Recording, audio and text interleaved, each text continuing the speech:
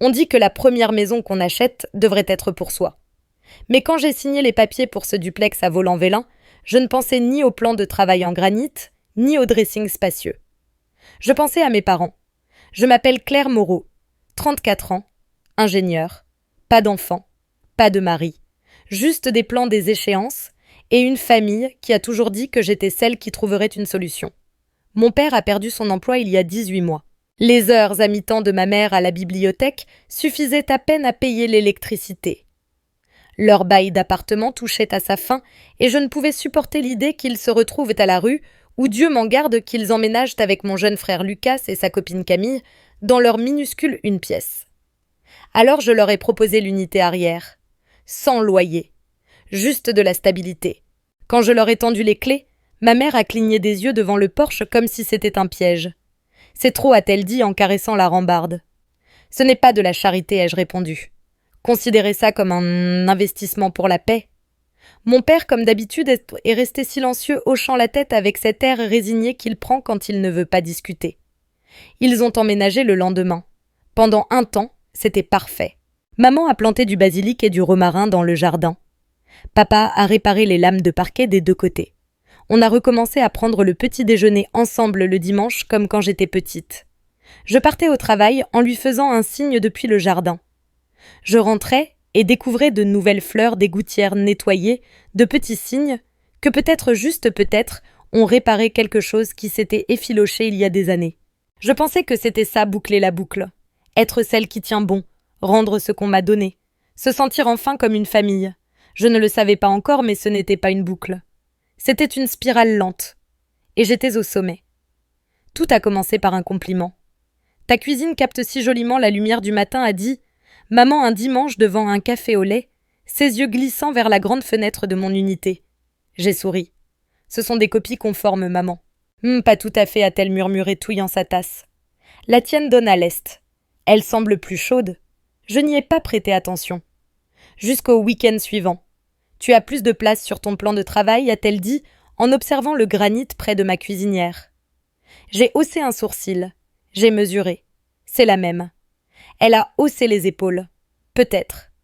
Mais la tienne semble plus grande. C'était juste des remarques non passagères anodines sans conséquence. Mais quand on entend la même note assez souvent, ça commence à ressembler à un refrain. La semaine suivante, elle m'a demandé si elle pouvait ranger son mixeur dans mon garde-manger car le sien était un peu étroit. Puis est venu le basilic. Elle a insisté que la lumière était meilleure sur mon rebord de fenêtre et a déplacé ses pots sans me demander.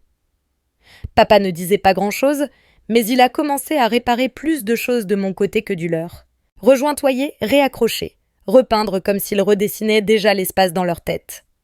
C'est Sophie, ma meilleure amie, qui a fini par le dire à voix haute pendant un déjeuner au travail. « Claire, il t'amadoue. » J'ai ri. « M'amadouer pourquoi ? Pour la culpabilité. Pour que tu cèdes. C'est cause ce que font les gens avant de prendre quelque chose. Ils t'attendrissent. J'ai poussé ma salade dans mon assiette, essayant de balayer ça. Ils s'adaptent, c'est tout. C'est nouveau pour nous tous. Elle m'a lancé ce regard. Celui qui dit ma pauvre naïve sans prononcer un mot. Ce soir-là, en arrosant le basilic sur mon plan de travail, ma cuisine, je me suis surprise à examiner à nouveau l'agencement. Même plan, même superficie. Alors pourquoi avais-je soudain l'impression d'être l'invitée ? La première vraie fissure n'est pas venue avec des cris. Elle est arrivée sous forme d'une brochure. Je venais de rentrer du travail tard épuisé et j'allais poser mes clés sur le plan de travail quand je l'ai vue. Créer la chambre d'enfant parfaite. Mur jaune pâle, meubles blancs. Une girafe en peluche dans un coin. Je ne suis pas mariée. Je ne sors avec personne. Je ne suis pas enceinte. Cette brochure n'était pas à moi. Je l'ai prise comme si elle était radioactive. Maman ai-je appelé en m'approchant de la porte qui reliait nos unités. Elle n'est pas venue. Elle a juste répondu nonchalamment à travers le mur. « Oui, ma chérie. Tu es entrée chez moi aujourd'hui. Juste une seconde. Je cherchais le maître ruban. Je pensais que tu l'avais. » J'ai brandi la brochure brillante. Et ça, c'est quoi ? Il y a eu un silence. Un battement de trop. Oh, ça doit être à Camille. Elle et Lucas sont passés tout à l'heure. Elle voulait voir l'agencement, tu sais. Ils pensent à fonder une famille. L'air dans ma poitrine s'est raréfié. Ils étaient dans mon unité. Juste un instant a-t-elle répondu comme si de rien n'était. Ne fais pas de drame. On est une famille. Ce mot, famille. Avant, il signifiait appartenance. Maintenant, il sonnait comme un piège. Je n'ai pas répondu. Je suis retournée dans ma cuisine et j'ai fixé la photo de la chambre d'enfant sur la brochure. Là, en ton pastel, il y avait une vision d'un futur planifié entre mes murs, sans moi. Mon téléphone a vibré. C'était un message de Sophie. Ma belle, il faut que tu vois ce que Camille a posté. Le lien ouvrait une story Instagram. La voilà tournoyant dans ma salle de bain principale. Légende visite de la future maison, je l'ai regardée 3 fois. Puis encore avec le son. En fond, j'entendais la voix de maman dire quelque chose sur le dressing parfait pour un berceau. Mes mains ont commencé à trembler. Je n'étais pas paranoïaque. Je n'imaginais rien. Il n'envahissait pas juste mon espace. Il se préparait à me remplacer dedans. Je n'ai pas dormi cette nuit-là. Je fixais le plafond de ma chambre, la faible lueur du couloir projetant de longues ombres sur la pièce, la même pièce où Camille a tournoyé caméra à la main, la revendiquant comme sienne. Au matin, je n'étais pas en colère. Pas encore. J'étais vide. Je suis allée directement à la quincaillerie après le travail et j'ai acheté une caméra à détection de mouvement. Petite, discrète. Installée juste au-dessus de la porte de mon unité tournée vers l'intérieur. Je n'en ai parlé à personne. Le lendemain, pendant un briefing ennuyeux au travail, mon téléphone a vibré. Mouvement détecté, 14h17, diffusion en direct, on. J'ai ouvert l'application et j'ai failli lâcher mon téléphone. Ils étaient, là mon père et mon frère, dans mon salon. René montait la garde près de la porte pendant que Lucas mesurait la fenêtre avec un mètre ruban. « Elle est encore au boulot, c'est sûr », a marmonné René. « On doit juste vérifier la longueur du mur », a répondu Lucas. Camille veut un lit king size et un espace pour le berceau. J'ai monté le volume. Mon cœur battait à tout rompre. Maman dit que Claire finira par céder, a ajouté Lucas. Comme toujours. Et il a ri. Tu te souviens quand elle m'a donné sa voiture à la fac, cette vieille Toyota? Elle disait qu'elle n'en avait pas besoin pour son stage. Maman l'a convaincue, a dit René riant. Tu en avais plus besoin. Pour livrer des pizzas. Le bon temps. Ils sont passés à ma chambre. On pourrait abattre ce mur pour une chambre d'enfant plus grande, ne pousse pas trop. J'ai fermé l'application. La bile me montait à la gorge. Ils ne se contentaient pas de supposer. Ils planifiaient. Ils esquissaient un futur auquel ils n'avaient aucun droit, dans une maison qu'ils n'avaient pas payée, pour laquelle j'avais sacrifié des années. Et le pire, ils n'ont même pas demandé, parce qu'ils pensaient ne pas avoir à le faire. Ce soir-là, Sophie m'a trouvée dans le parking derrière le bureau assise dans sa voiture en silence abasourdi. Ça va, a-t-elle demandé. Je lui ai montré la vidéo. Sa mâchoire s'est crispée. Bon, a-t-elle dit en démarrant. Fini d'être la gentille fille. Il est temps d'être la maligne. Je n'ai pas crié, je n'ai pas confronté. Je n'ai même pas répondu au texto de Lucas Oups mauvais chat. À la place, j'ai tout gardé. La vidéo, le message, la story Instagram, même la brochure de la chambre d'enfant. Puis j'ai appelé Sophie. Elle a décroché à la première sonnerie. On déménage, a-t-elle demandé, devinant déjà. On vend, ai-je dit. C'est là qu'elle m'a donné un nom. Victor Lemoine, un agent immobilier spécialisé dans les transactions discrètes pour investisseurs. Élégant, silencieux, rapide. On s'est rencontrés le lendemain après-midi. Son bureau sentait le cuir et l'espresso, et il portait un costume qui coûtait probablement plus cher que toute la rénovation de mon jardin. Mademoiselle Moreau m'a-t-il accueilli avec un sourire calme et rodé. Je représente Investissement Sinclair. Nous acquérons des propriétés à plusieurs unités dans votre quartier. La vôtre est bien entretenue, modernisée, et surtout sans baux de locataires à résilier. J'ai hoché la tête, essayant de garder les mains stables. Nous sommes prêts à faire une offre conséquente, au-dessus de la valeur du marché, en liquide, sans inspection. Mais si il y a une condition. Les 2 unités doivent être vides, ai-je dit. Il a légèrement incliné la tête. Exact. Est-ce réalisable? Je n'ai pas répondu tout de suite. J'ai regardé par la fenêtre vitrée de son bureau et j'ai vu un reflet de moi que je reconnaissais à peine. Pas la gentille fille. Pas la mère de secours. Juste une femme qu'on avait trop poussée et qui avait enfin décidé de riposter. Combien de temps ai-je demandé? 3 semaines pour conclure. 2 pour livrer les 2 unités vides. J'ai hoché la tête plus lentement. Mon esprit traçait déjà des chronologies comme quand je dessinais des poutres structurelles. « Pouvez-vous m'envoyer les documents » ai-je demandé. La discrétion est essentielle. Je veux contrôler quand ils l'apprendront. Il a souri en faisant glisser un dossier sur la table. Nous sommes experts en discrétion. Quand le marteau tombe, il tombe d'un coup. J'ai ouvert le dossier. Le chiffre sur la première page m'a noué l'estomac. 600 000 €. Plus qu'assez pour acheter la paix. Peut-être pour la première fois de ma vie. La nuit où j'ai organisé le dîner, j'ai dressé la table avec des serviettes en lin et l'argenterie de ma grand-mère. Il pensait que j'étais sentimentale. Je marquais juste la fin. Lucas a apporté une bouteille de vin le genre bon marché qu'il croit chic. Camille rayonnait déjà habillée dans des tons neutres doux comme si elle sortait d'un tableau Pinterest nommé « Maman moderne ». Maman a pris possession de la cuisine dès son arrivée, assaisonnant la sauce des pâtes comme si l'endroit lui appartenait. Papa était assis en silence, sirotant une bière prétendant déjà que c'était chez lui. On a discuté, a dit maman, entre deux bouchées. Et si tu es vraiment d'accord pour échanger, on aimerait commencer à repeindre bientôt. Camille a préparé un moodboard pour la chambre du bébé. J'ai souri. Pas trop. Juste assez pour sembler conciliante. Bien sûr. La famille d'abord non Camille a littéralement applaudi.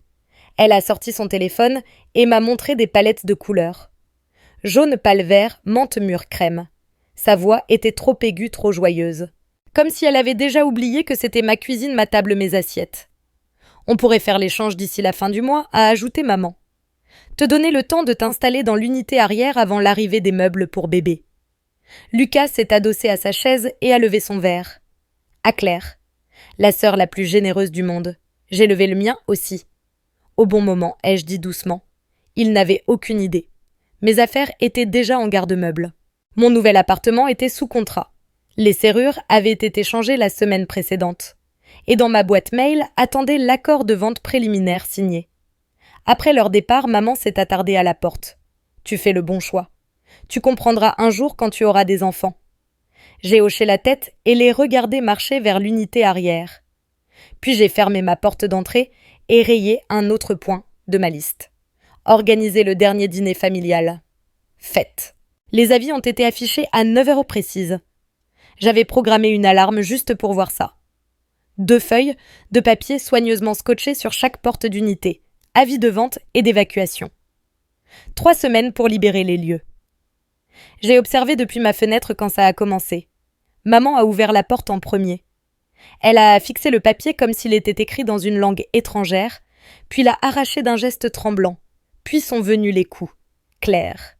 Claire ouvre cette porte tout de suite. J'ai pris une grande inspiration. J'ai compté jusqu'à 5. Puis j'ai ouvert la porte. Elle m'a jeté le papier au visage. C'est quoi ça, une blague? J'ai fait semblant de le lire lentement. On dirait un avis. J'en ai reçu un aussi.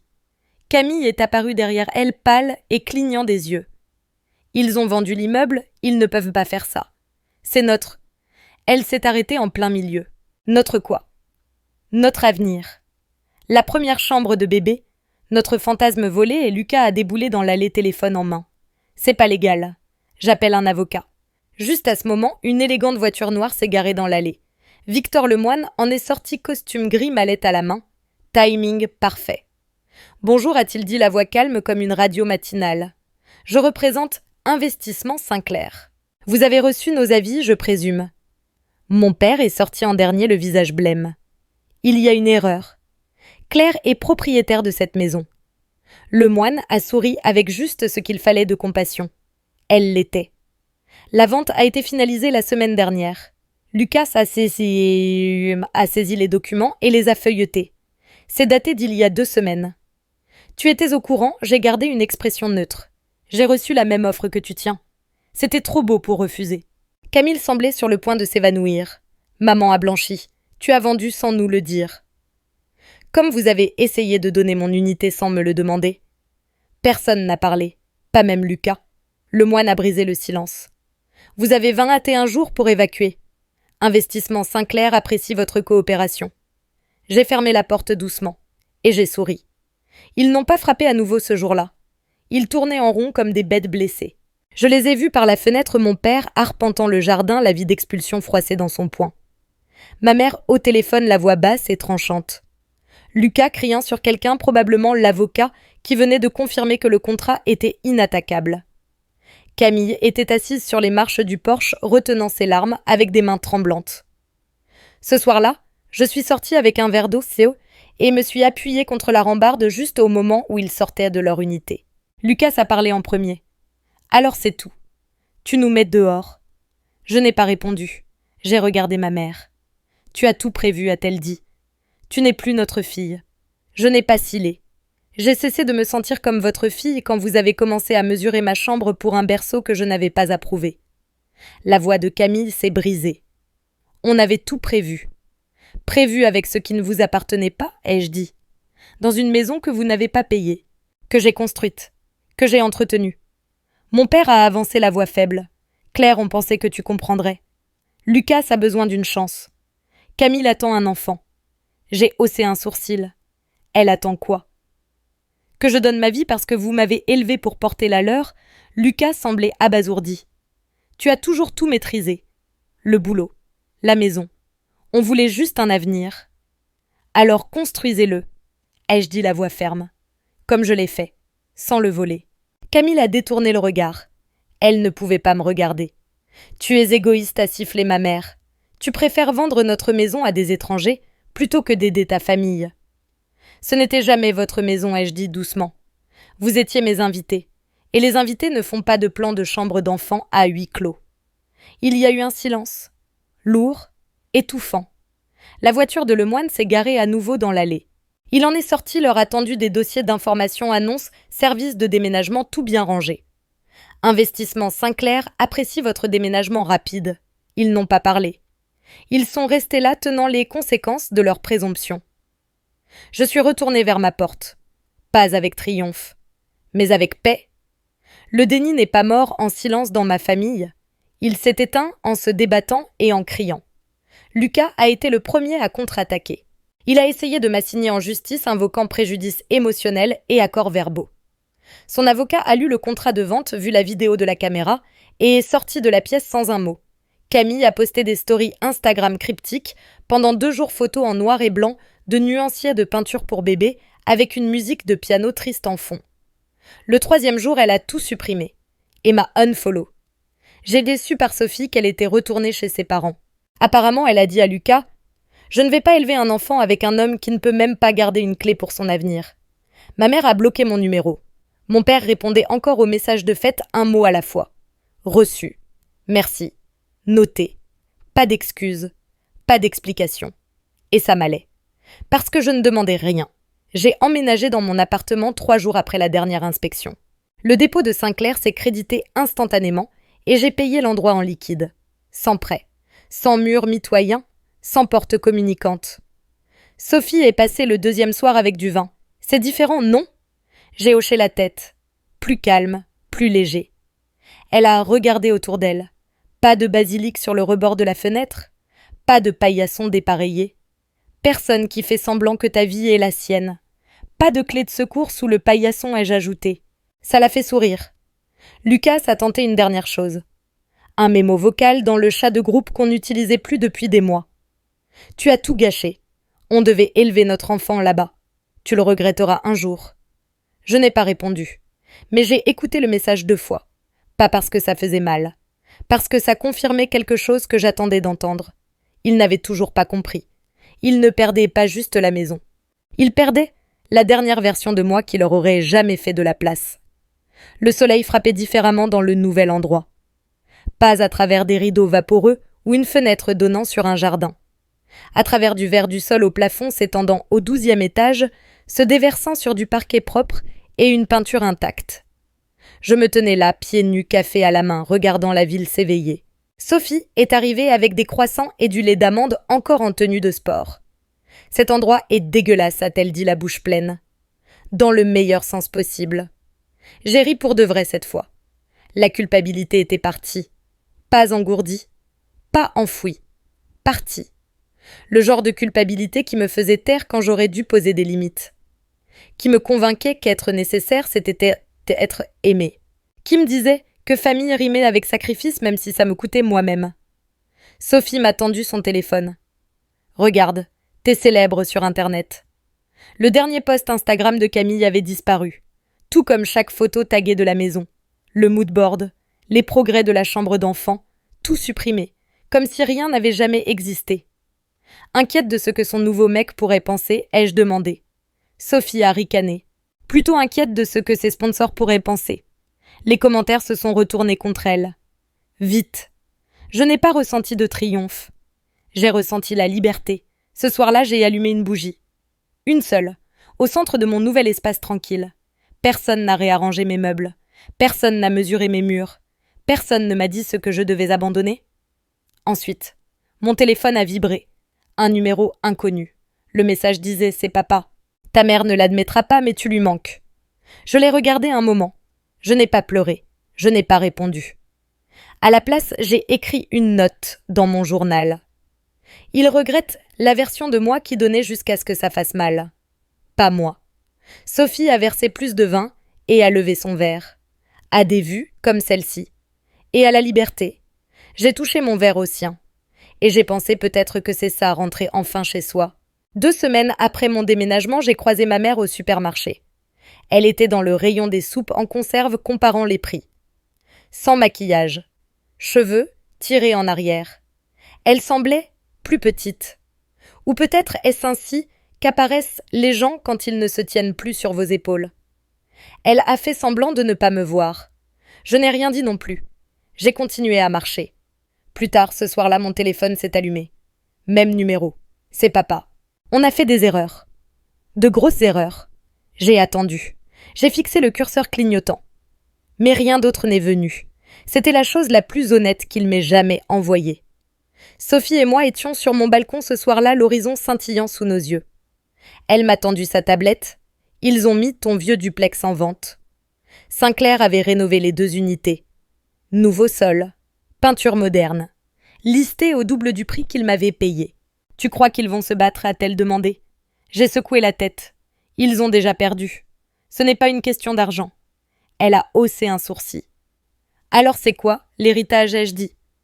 Ils pensaient que voler mon espace garantirait leur avenir. Mais tout ce qu'ils ont transmis, c'est un sentiment d'entitlement. Camille était retournée chez ses parents. On disait qu'elle avait rompu pour de bon avec Lucas. Il n'avait toujours pas trouvé de travail, ni de logement. Le dernier message que j'ai reçu de lui était une excuse avinée. Quelque chose à propos d'avoir juste peur de repartir de zéro. Et mes parents, ils louaient un 1 pièce dans un immeuble délabré de l'autre côté de la ville. Maman avait pris un job à mi-temps dans un centre pour seniors. Papa conduisait une camionnette de livraison la nuit. Plus de jardin, plus d'unités arrière, plus de plans pour la chambre d'enfant de quelqu'un d'autre. Il n'était pas à la rue, juste ramené à la réalité. Et pour une fois, je ne me sentais pas coupable. Je n'avais pas envie de sauver qui que ce soit. J'en avais assez fait pour toute une vie. Il te manque, t'a demandé Sophie. J'ai réfléchi un instant. Ceux que je pensais qu'ils étaient me manquent, ai-je dit. Mais pas ceux qu'ils m'ont montré être. Certaines pertes ne s'accompagnent pas de chagrin. Certaines apportent de la clarté. Pas la mienne, la leur. J'ai regardé depuis le trottoir pendant qu'on chargeait leurs dernières affaires dans un camion de location cabossé. Le fauteuil inclinable de René, l'autocuiseur de Monique, un bac plastique bon marché rempli d'articles pour bébés dépareillés que Camille n'a jamais utilisés. Pas d'embrassade, pas d'adieu. Juste le bruit du ressentiment scellé dans des cartons. Sophie était à mes côtés, tenant un café glacé et une satisfaction silencieuse. Il ne te parle toujours pas, a-t-elle demandé. Lucas a essayé, ai-je dit. Son avocat l'a lâché. Camille l'a bloqué. Maintenant, il envoie des textos d'un mot comme papa. Surtout, désolé. Elle a haussé un sourcil. Et ta mère? Elle fait comme si je n'avais jamais existé, ai-je dit. Mais elle vérifie encore qui regarde ses stories. Nous avons traversé le duplex vide une dernière fois. Les murs étaient nus. Le moodboard de la chambre d'enfant était encore scotché dans un coin de la chambre, les bords recourbés. Je l'ai décollé lentement. Échantillon de peinture rose pastel. Une photo d'un berceau. La légende de Camille dans un coin. Bébé mérite le meilleur départ dans une maison pleine d'amour. Je l'ai plié et jeté à la poubelle.